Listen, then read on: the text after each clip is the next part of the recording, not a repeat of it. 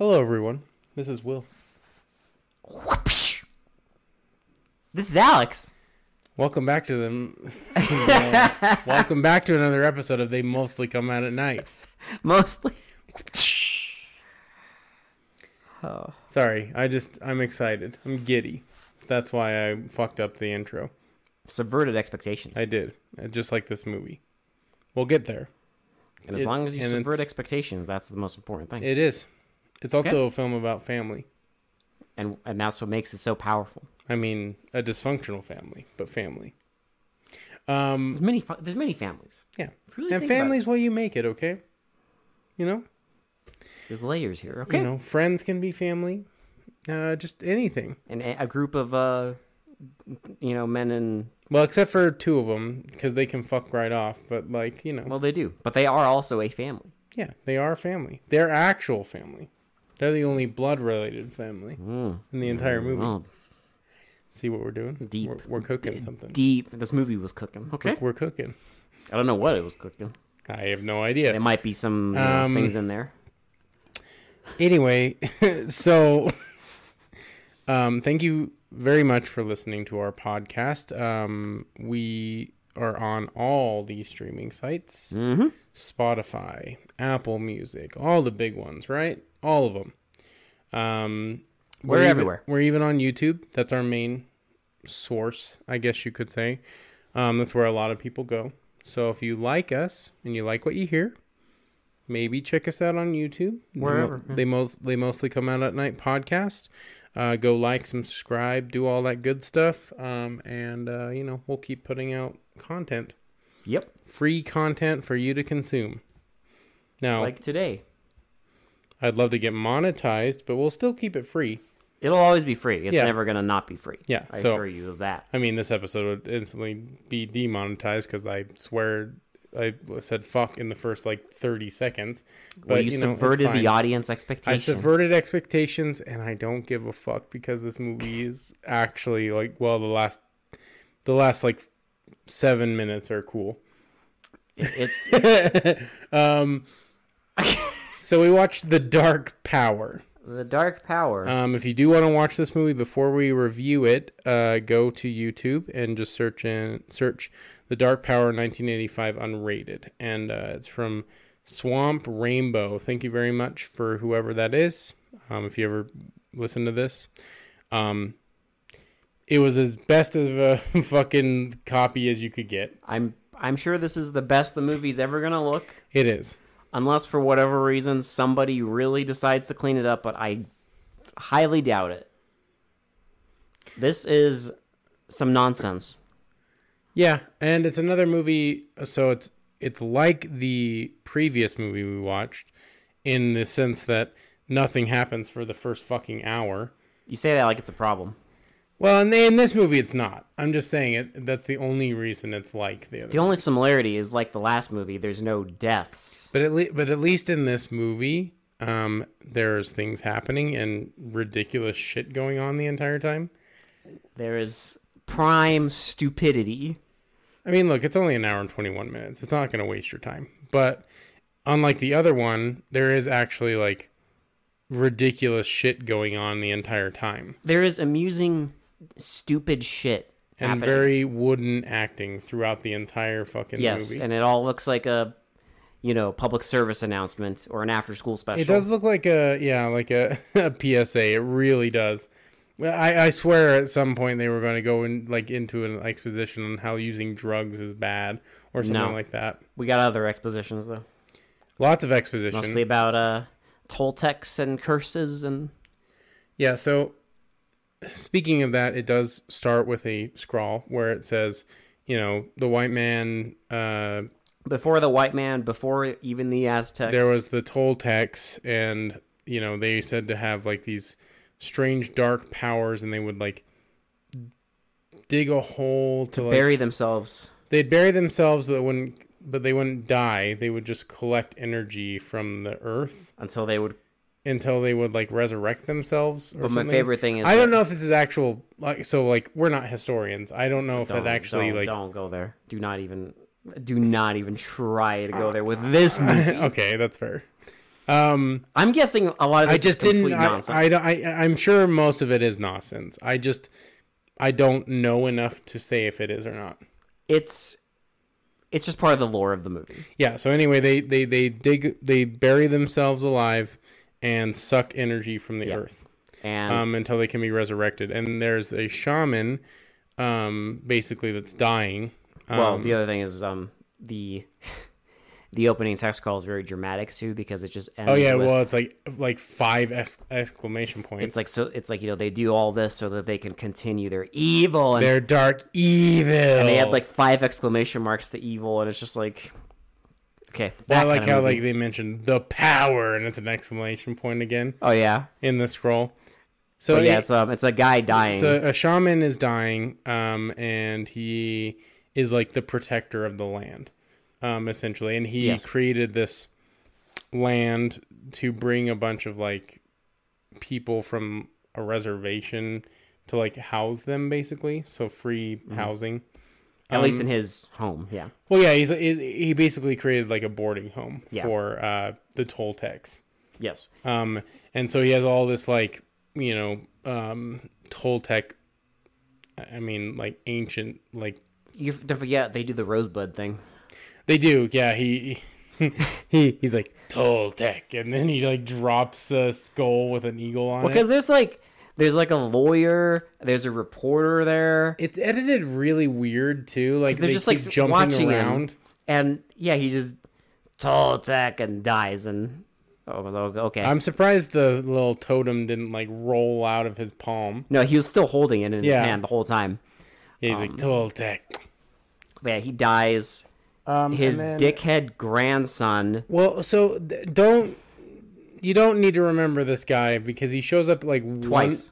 one other time other than this scene. Yeah. And it's not important, and he never shows up again. Yeah, he doesn't believe in any of the superstition, any of the legends. So he's gonna sell the house. He doesn't. He's gonna rent it out. He doesn't give a shit about any of it. He's trying to bring back the land, so he's gonna rent it out to some girls, because they want to bring all their like girlfriends into this house. They all Because attend it's like cheap housing. So yeah, and they all attend a university nearby.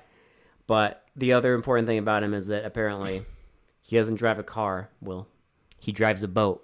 a pontoon. He drives a pontoon. That's it. That's his character. Listen, he likes to party, and I can appreciate that. Look, you have to. He's kind of a dickhead, but he has a pontoon, so I can't really give him too much shit. they gave him flavor. Yeah, Someone had a pontoon in the cast, is what they're basically saying. yeah. But So then- she goes to like church and basically wants to. So she's talking to this woman, and they've already decided they're going to live together, but they want to add a few more. you're jumping ahead, boy. Am I? Yeah. You forgot the fucking part where they introduced that our dude knows how to use the fucking whip, remember? Oh, duh, yeah. Because there's like a kid walking through the woods, and we get like a fucking... Well, it's so stupid. This is why this It's scene him walking fucking around sucks. with a toy bow and arrow. And he's like shooting it around, and we get monster vision coming after him. But we hear dogs panting. And eventually, he like comes up. This is after like 5 minutes of this nonsense back and forth.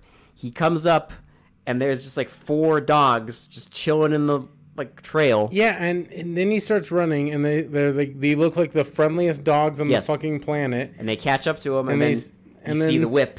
He starts whipping him. Fucking Gerard, And Gerard, the ranger man, our starts whipping ranger. them. And then they all run away, and everything's cool. There's also like, so Gerard was friends with this like shaman guy, and he believes in the shenanigans. Yeah, so the guy that died is Cody, for Yeah. context, and this is Gerard, and I don't remember anyone else's name. They don't. Doesn't matter. He has like several conversations with the reporter, and she just asks him about all this stuff, and he tells her all this like lore backstory about like how there's four points in the world that have like Well, so it's the 4 corners. So there's 4 points of a compass, and it's the 4 corners of the world. and I think it's like these points have like a high amount of power or whatever. Well, it's also, spoiler alert, it's where, like, he basically has these stakes in the ground where these Toltecs have buried themselves. Yeah. So it's basically protecting the land from the Toltecs getting out and, like, wreaking havoc. So... And there's a special day. Yes. Every however many. But there's a special day when apparently they are at risk of... It's like Death Day, basically. Yes. It is what they call it. It's like a Death Day. Yeah. It's basically where they can really reach full power potential. Yes. And actually unbury themselves and kill a bunch of people. And then there's a group of like college girls initially. So this is the scene I was explaining. Sorry, I kind of jumped over the obsessed fucking with numbers. dog. I don't remember what it has to do with anything. They're selected. I have no idea. Like you pick this number. Oh, and they're like, that's pretty low. I wish I could have a high number for once. It's like, I'm like, I don't know what the fuck kind of Hunger Games bullshit is going on here, but like, apparently university in this universe is crazy. But so yeah, they bring in, so the three girls talk. They all seem very normal, cordial and normal and fine, right? It's just like three girls hanging out in the house, and then one of them decides to bring in a black woman. And this is where things get interesting. Like one of the friends goes off the rails and like is like so rude to this woman like moving in, and then we were both like. Because when she first introduces her, she's just kind of like stuffy, and I'm just like, I was just joking. I'm like, is she racist?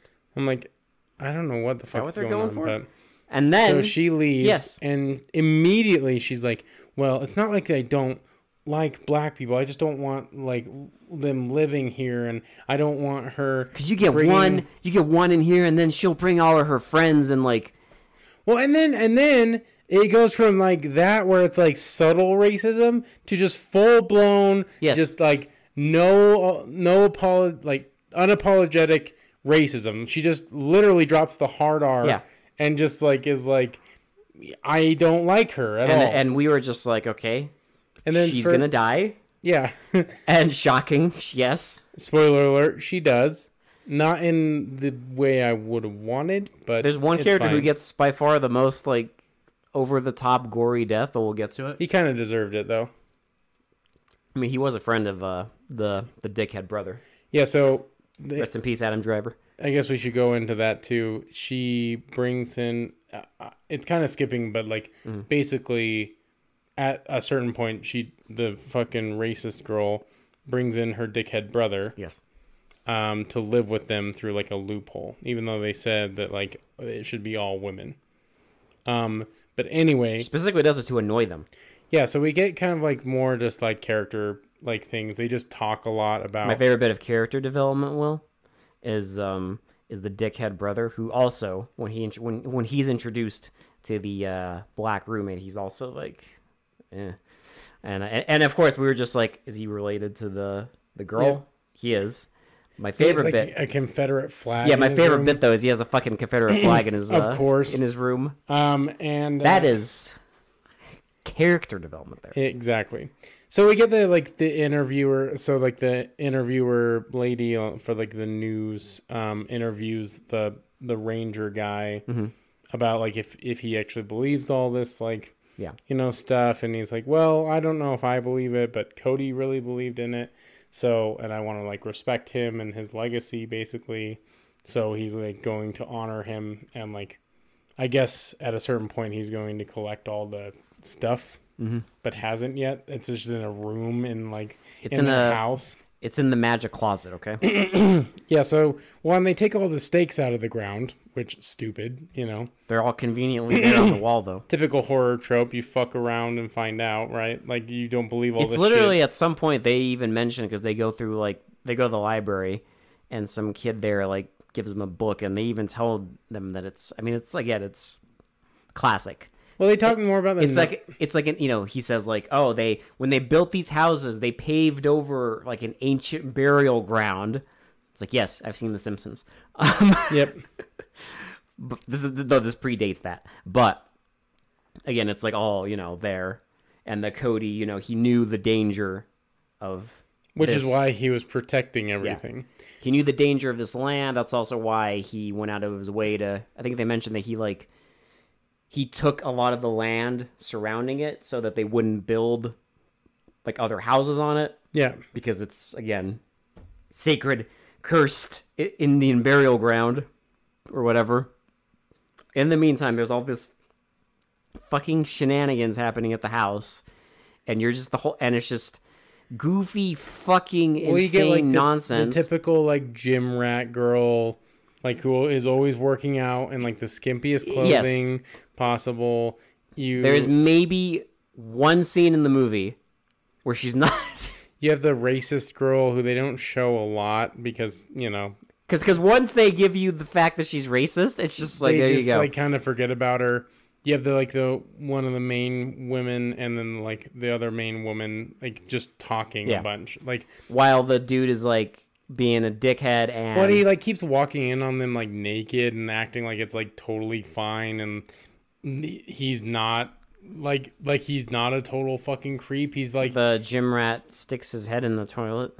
Yeah, and gives him like a swirly. And there's a line later about that, and it's like, because he ends up inviting like. He also talks about how he's gonna take his sister back to the college, and he's gonna pick up some friends, and they'll come back. Yeah, because he ends up bringing 2 of his friends there, and they're to just rowdy drink and because they're listening to music too loud. And drinking beer. It's so loud. They're debaucherous. There's like 3 dudes, and one of them's laying on a coffee table. Oh my god. Edgy. Okay. Holy shit, dude. These just the debauchery on display. There's a running thing in this movie because there's that kid in the beginning who gets chased by the dogs. He really wants to drive his uncle's truck. Yeah, so the uncle comes by. This is brought up multiple times in the movie. Yeah. And then apparently the toilet in the house has issues. So at the middle of the night, this guy is just flexible, I guess. Well, because the racist woman, and I'm going to keep calling her that because I forgot her name. Doesn't matter. The racist woman calls this guy to come fix their toilet in the middle of the night. And he does. And they do a fart joke. Yes, as he's walking up the drive. I cannot believe they did this. And the kid is like, can I drive the truck? And he's like, no. They do a fart joke. So he walks in. He starts fixing the toilet. And the kid grabs his keys and drives away. And we never see the kid again. We never see the kid or the truck or the plumber for that matter. He dies. Off camera. Oh, you're right. It's the first death in the movie. And we got a little worried because we were like... Well, because he starts chasing after the kid and he throws his tools. And he's like, where'd my tools go? And he goes to find it. It lands on the burial ground. We see a hand come up and grab him. And then it's off screen. And then we see a guy in pajamas and a studded belt. This is your Toltec. Like... He knocks on the door, which is very nice of him. I have to admit, these dudes have manners. I don't know who the costume designer was, but these do not look like ancient Native Americans. I think the costume design consisted of going to Spirit Halloween and getting nonsense, because one of them... Whatever the 1985 version of Spirit Halloween it was, Kmart. But it's like... Because one of them is literally dressed like a pirate. Yep, and he politely knocks on the door. It's funny because in the movie they show him pounding, but the noise is knock, knock, knock. But still, he's nice enough to even knock. So they go and they open the door and they look at him and they think it's a joke. Oh, that's funny. Oh, look, he's... One of them's like, this is too far. This is too much. Who's this? And then the guy, he grabs one of the friends and throws him. He grabs him, closes the door, and puts holds him up while another Toltec, the one who's just like a pirate, this dude is overpowered as fuck because he kills almost everybody. He literally his thing is he's like an arrow person, bow and arrow. So he kills the guy with the bow and arrow. They get freaked out. They close the door. They go downstairs, and there's a glass sliding door. Yes, and we get Tomahawk Man. We get a He-Man because he has a blonde wig and he looks like a zombie. I do love how literally they only did the makeup on the faces And everything else is like very not decomposed or anything. It's very normal looking, yeah. Like their hands are normal, their feet are normal. Well, their feet, they're wearing boots, but their hands are completely normal. Like there's nothing wrong with them. The only thing I notice, the only extra that they add is on some of them, they paint their nails black. So they're very wow. They're very goth. Wow. See? They do go. They're those people. They do look kind of goth. Instead of Native American, they went goth. Yeah, they're this is after they went to their Marilyn Manson concert, okay? Yeah. But this is 1985, so it'd be like Also, fuck Marilyn Manson, but like, it's 1985, so it would have been like fuck these guys too. It would have been like Lords of the New Church or something. Or like any like black metal band that like everyone thought were Satanists or something like that. Yeah. They could have just gone to a Slayer concert. Yeah, it's true. That's where they found them. There we go. They saw them at the Slayer concert. They all had their nails painted black, and they're like, "Hey guys, we got these costumes." Funny enough, that's what they were wearing to the Slayer concert. Minus the masks. Yeah, right, exactly. They're just they just threw up masks on them. We got these masks, guys. They called it a day. We need you to wear these. So Tomahawk Man intimidates them by flipping his little tomahawks around. And they run away. And they try and go to the boat. So the one of the girls gets back. Well, and so the girls in the house are oblivious to what's happening. Yes. They just think that these guys are being debaucherous while they're getting all murdered. Yeah. They're all like sitting in a room. They're like, oh, I can't stand these guys. What the hell's going on? And the one like gym rat one goes to like sleep in the other woman's like room to like get away from the noise and stuff because she like needs to rest. Yeah. And she like thinks something's happening, and so she goes to the door, the glass sliding door. You are jumping way ahead, sir. Okay, no, sorry. Yeah, so you're right. You're missing like 50 billion deaths. No, the other dudes like run out of the house because they see Tomahawk Man. They run out of the house with the racist lady. And I don't know when she came back, but she came back and she saw her brother fighting the main Toltec guy in the pajamas by throwing cans at him. Yeah. Do you remember? Yeah. Oh, right. The riveting can throwing scene.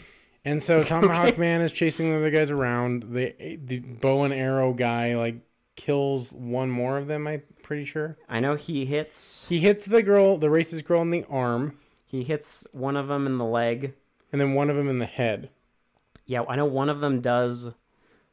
One of them gets hit straight. He gets hit in the back of the head. I think it's the brother. Yeah, because the archer guy eats his brains. Yeah, he eats there's a little piece of jerky on the arrow. And then one of the guys and the girl, they go to the boat.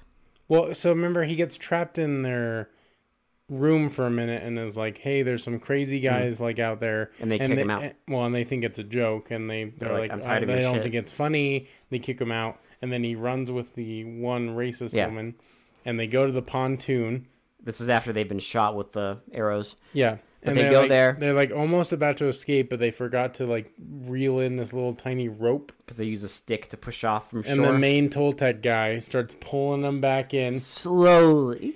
And they barely even react. They just scream a little bit, but they just standing on the pontoon. They scream and they stand, and the guy like, he has like a stick, and he's just like readied up. It's like in old fighting games when you just like stand, your character kind of like shakes, like jumps up and down almost. He's like that. Has a stance. Yeah, he's doing the fighting stance. And then, of course, he gets up to the Toltec, and the Toltec just grabs his stick and throws it away. Yep, and then he slams this guy to the ground. Rips off his hand? He rips off his hand. Yeah. He rips off his hand. And then rips open his face. He rips open his face and, like, peels his... I mean, the effects are really not that great, but, like... It's fine. It's, like, you can clearly tell it's, like, latex over, like, a fake skull. I can't believe you would criticize a movie that cost $5. But I mean, hey, it's an on-screen death, so I'll take it. It's gore. It is gore, and it is, like, really violent. Comes out of complete fucking nowhere. Because he like just grabs his like lips and like rips his face like over his like skull. Over his skull, and then the other girl like she gets captured by one of them, and she takes the arrow out of her arm, and impales the Toltec in the head. Yeah. And it's still grabbing her and everything. And then Tomahawk Man comes out and is like flippy dippy, all his tomahawks all over, and then throws the tomahawk and it hits the other Toltec. And he just like shakes his head. And the arrow guy is like out of arrows. Or no, he grabs the arrow from the guy's brain, and then he kill the. He just shoots her. Yeah, I think he just shoots her and she dies. And then they have like a Larry, Curly, and Moe moment where they're just like slapping each other around, and I'm like, okay, do we really need this? Yes, we did. So now we have two, or no, because the gym. What happens to the gym girl? She goes downstairs for something. Yeah, because the fucking dude, the Toltec, the main one, like goes and again very politely knocks on the door, and she goes there and is like, "Get the fuck out!" Yeah, and locks the door. Then she goes downstairs, and for some reason goes outside. Does she die off screen too? No. How does she die? I can't remember. Why am I blinking on that? She goes outside and they like two of them like corner her, and then one of them like I thought he drowned her, but apparently he didn't. Yeah, he didn't. And then he's carrying her, and then he just stabs her. Pretty sure. Well, because she screams and he gets annoyed and there's just kills her.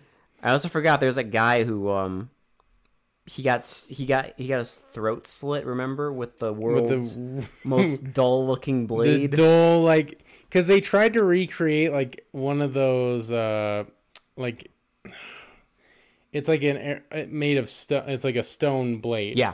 And they tried to recreate it, but it looks like this big fucking looks like a toy, awkward wooden fucking knife. It looks like a Halloween prop. And he gets his throat slit. But yeah, so now there's two women left, right? So they get cornered in the basement. Yet. Oh no, sorry. No, you're forgetting the whole riveting bit where the Toltec walks in the house and starts wrecking the kitchen.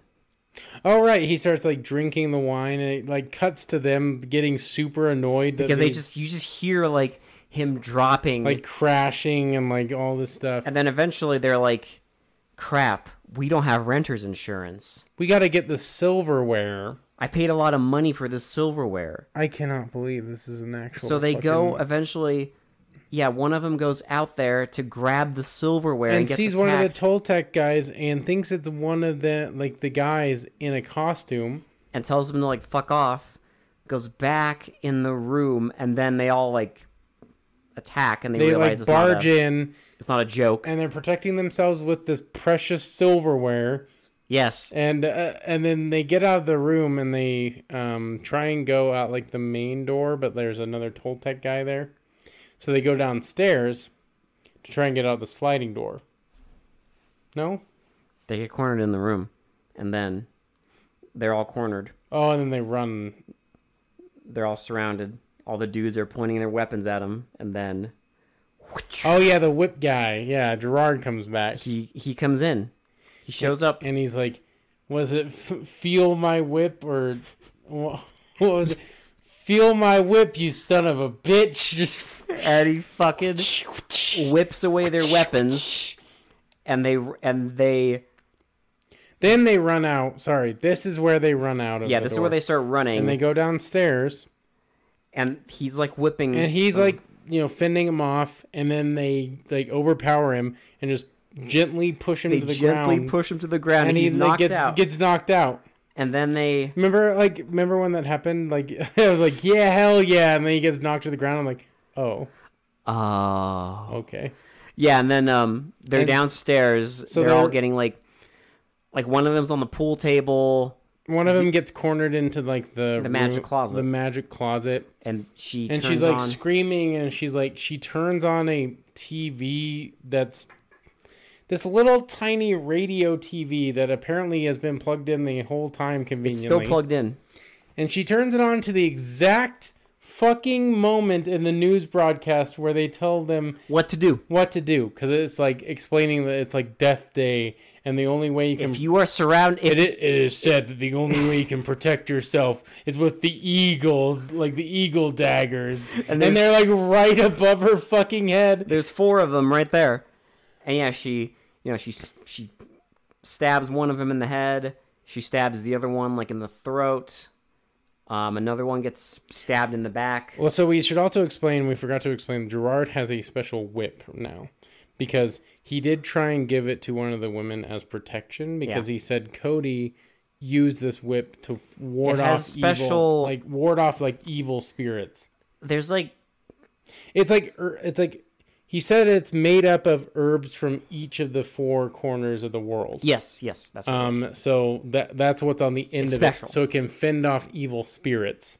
Yes. And boy, does it. Just you wait. Yeah, because they kill 3 of them, and they they melt away to like be just bones. So she's And there's one left. There's one left, and and they're all in the closet, and he corners them, and then he takes like a stick.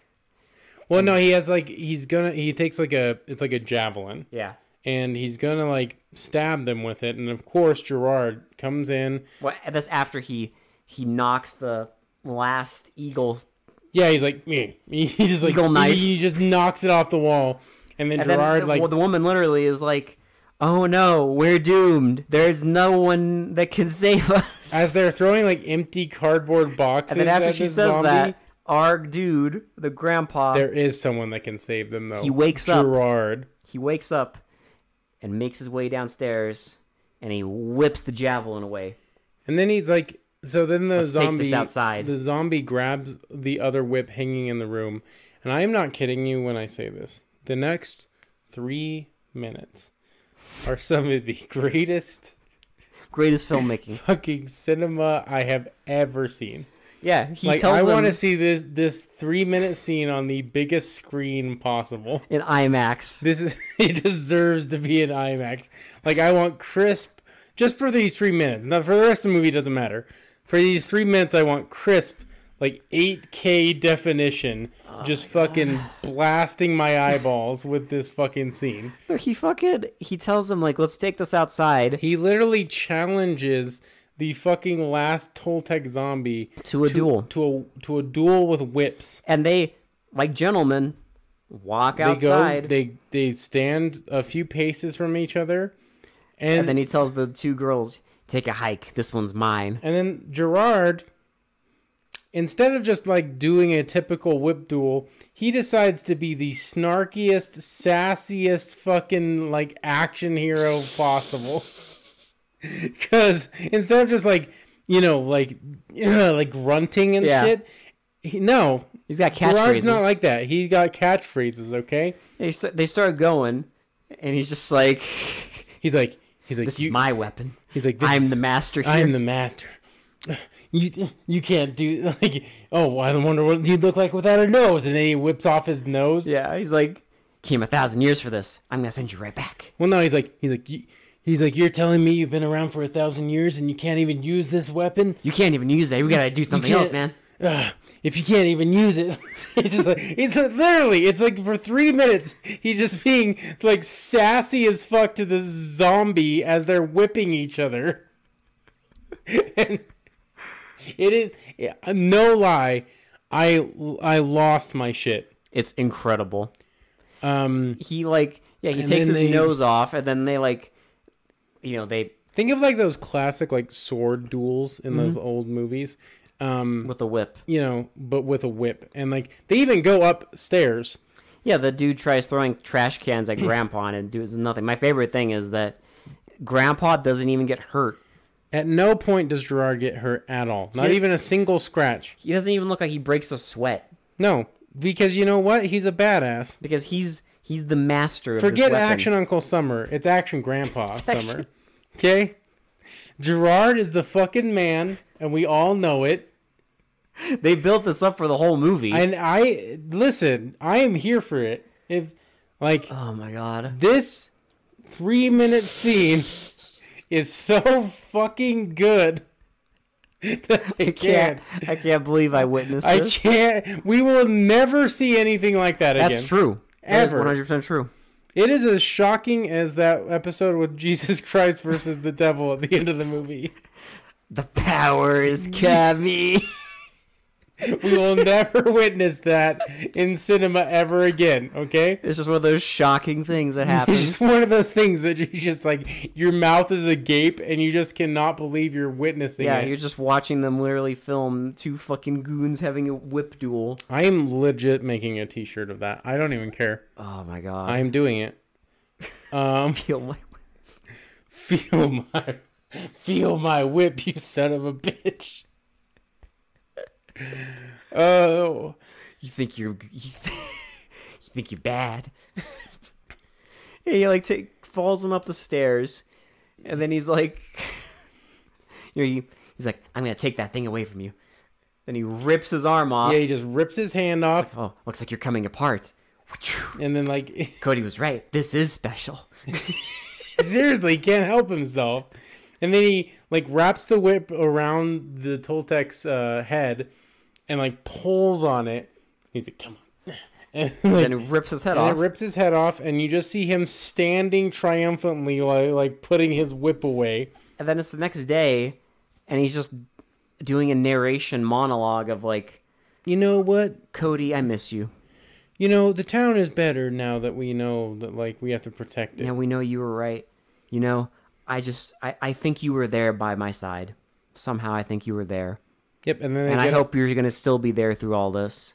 And they get on the pontoon and okay, that's the fucking movie. Listen.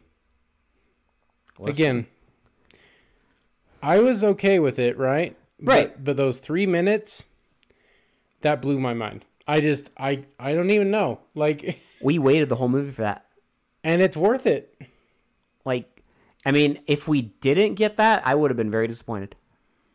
I think I would have like been severely disappointed if we got like just like a wet fart of an end.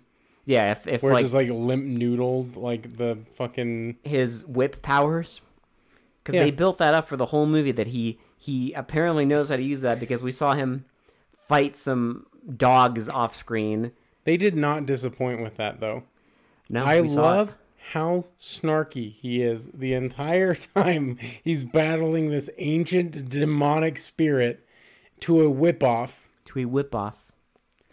And, you know, credit to the Toltec because he was just like, okay, I'll be a gentleman. But we know he's a gentleman because he knocks all the time. He does. Like, and he's a gentleman even in a duel. Yeah, like these fucking demons have been sleeping under the ground for thousands of years, apparently. But, you know, they're gentlemen enough to follow the rules of society. They even kill racists. Yes! if they didn't die, that also would have been disappointing. Exactly. Because you don't set that up and not fucking deliver. Yeah, I mean, these hateful people. Like, I mean, you have to kill hateful people in a like you don't set up complete douchebags in your fucking degenerate horror movie and not kill them. This movie has everything, okay? Wooden acting. Family. Fucking, like, one-liner. Stupid cinematography. Listen, it is a dumb movie. I'm not going to sugarcoat it here. Like, I'm gushing about the like final 3 minutes just because of how ridiculous it is. But it, like, the acting is wooden. The cinematography is not that great. It's non-existent. Like, it's just a bad movie. But like, it's entertaining enough that like you don't care. You know what it reminds me of? It almost looks visually. It almost looks like a home movie. In a way, it almost looks like shot on Shidio. Because it's just a house. It's not. Like, they used an actual camera, but like... Yeah. The shittiest one they could find, but yeah. It's just a house. Like, that's all it is. It's one of those movies that you watch and you're just like, yes, I could make this. There's like 3 locations. Yes. That's it. A house, there's a bar, there's a library. I will agree with you. Like, anyone could make this movie until that last scene. That is some magic. Because not everyone has access. Okay, but like, again, it takes a certain kind of person to make that kind of scene. A complete fucking lunatic. And surprisingly make it work. Just because, like, if anyone else directed that, it wouldn't have been as ludicrous. It would have just been stupid, right? The fact that Grandpa does not even break a sweat. Or get injured. And he just keeps saying nonsense one-liners the whole time that he absolutely annihilates this fucking 1,000-year-old demonic entity. It's like a lightning in a bottle moment, because like if you give that to any other director, I guarantee you'd get a million different versions, but this is the correct one. This is the way. This is the correct one, okay? This is the way. This is the way to do it. Because like with any other director, you might get some stupid shit, you might get some cool shit. You would not get that. Yeah, because listen, I'm not going to say that this is the best way, but it's the right way. It was the right way to end the movie, and I'm here for it. Gerard, and I don't know. It was what my little lizard brain wanted. I'm pretty sure that actor that played Gerard was in like a bunch of like cowboy movies too. Well, his first name is Lash. Yeah, Lash LaRue. That seems a bit on the nose. I can't confirm. Oh, he was. Okay, I'm looking at IMDb. He was in quite a few. He was fucking in Stagecoach. What the fuck? He probably used a whip in it. He was in the 86 version of Stagecoach. He's probably used a whip in every single one of these movies because that's his thing. And this guy was making this movie and was like, hey. His nickname was Lash, and in a lot of the movies, his name is Lash. I'm here for it, okay? Boy. That fucking awesome. And our director is insane because he like went on to be like part of the production crew for like a bunch of shit, like Taking of Deborah Logan and a bunch of the Hellraiser movies, apparently. Just like, good for him. I mean, it's good to see that at least some people from these fucking movies did something with their career, right? Did something with their life. They didn't have like one credit and that was it. They did something with their life. For the concept. But yeah, I mean, that was The Dark Power. That's pretty much it. It's a very simple movie. Thankfully. There's like one, like I said, like 3 locations, and they mainly use one. It's the house. Because I mean, there's the library and the church, but who cares? They're in there for one scene. Yeah, it's the house. It's the house, and I don't know. I just like it's a dumb movie. It's entertaining, but that 3 minutes does it for me. That made it all worth it, to be honest. Imagine if it didn't have that. Dude, would have been a sad life, It kind of would have been like, what if? But we don't have to wonder what if, because it had that 3 minute scene. Yeah, because, well, thankfully, after all that setup. You know what's great, though, is it's only 3 minutes, because a lot of other movies, it would have gone too long.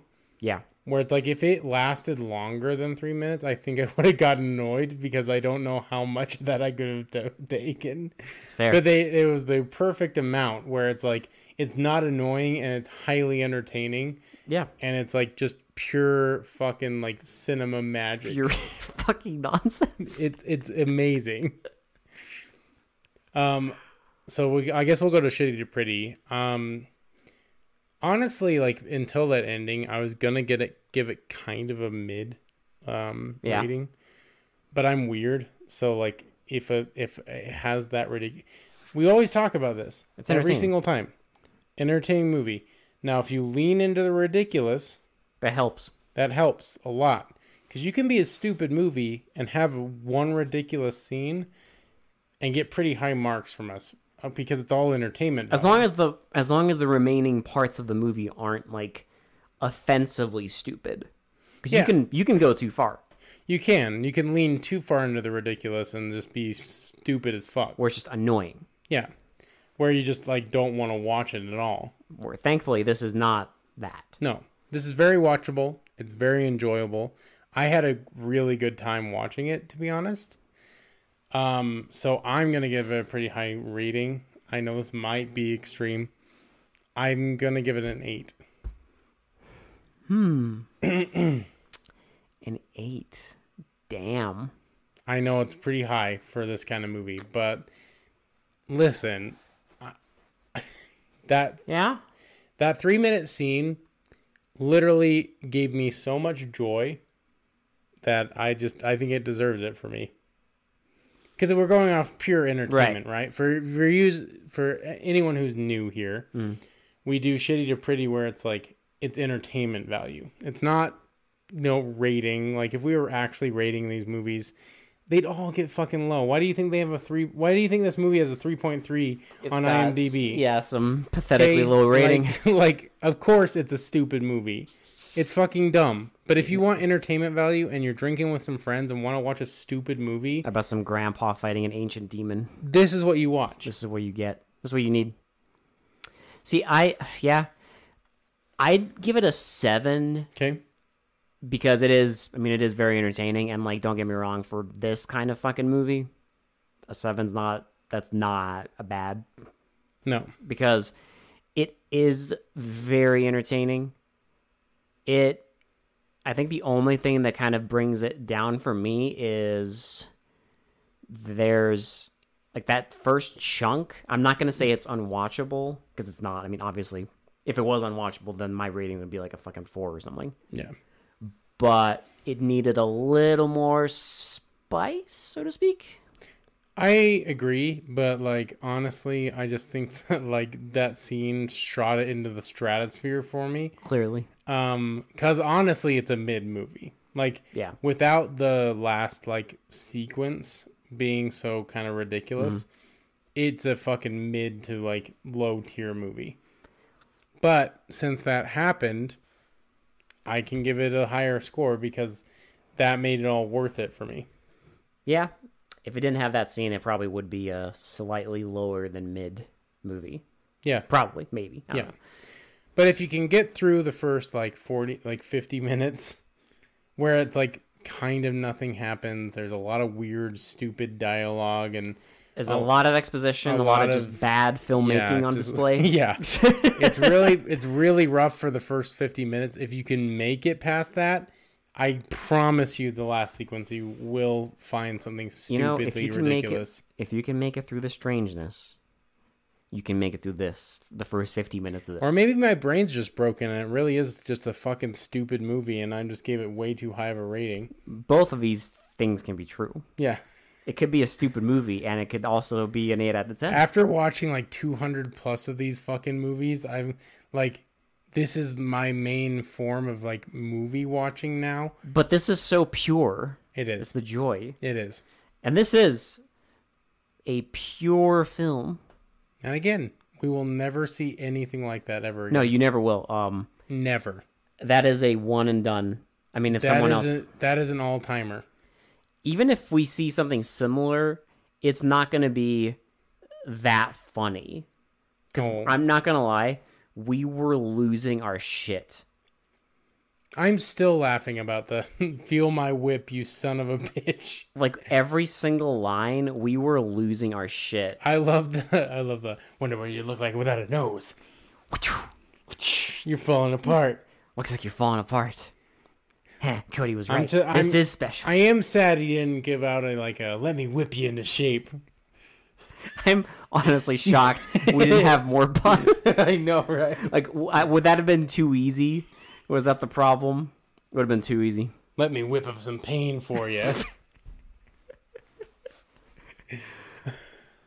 How bold. Here, how about some crack?